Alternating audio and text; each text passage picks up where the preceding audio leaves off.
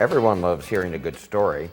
Professional theater artists introduce young audiences into Shakespeare's magical world through the whimsical retelling of his ghost stories. The manager of community engagement, that's Aarya Locker, I can't even get your name right, that's Locker, sorry, excuse me. That's okay. Aarya is here with more. And tell me about the organization that you are connected with.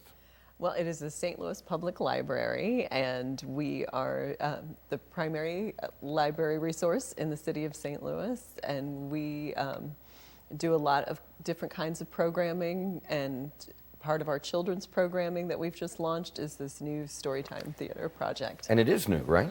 Brand spanking new. Mm-hmm. How did it all come about?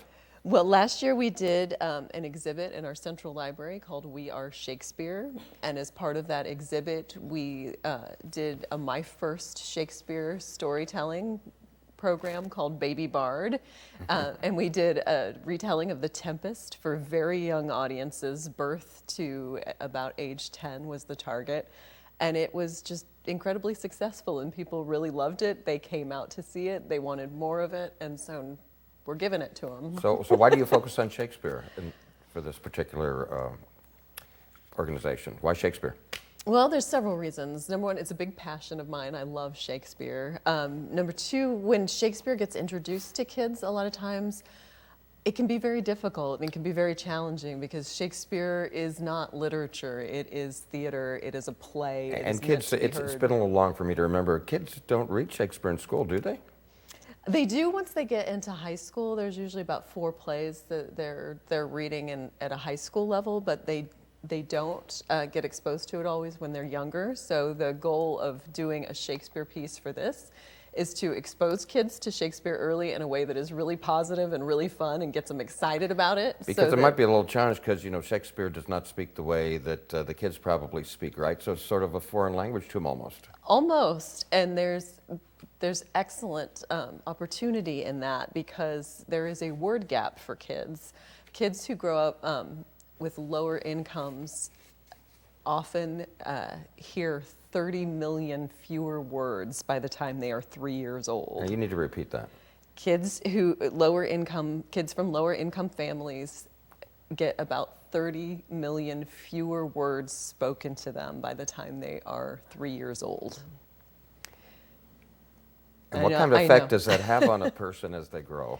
Well, it can affect and often does affect their achievement throughout the rest of their life. So part of our mission at St. Louis Public Library is to nurture young minds, and we want to promote early literacy, and addressing this word gap is a great way to do it, and doing it through a fun, theatrical romp where they're learning all kinds of new words and all kinds of new vocabulary and all kinds of new concepts while being wildly entertained is just a win-win. Mm-hmm. Are there any challenges to that? Do the kids usually really connect to it, or does that work?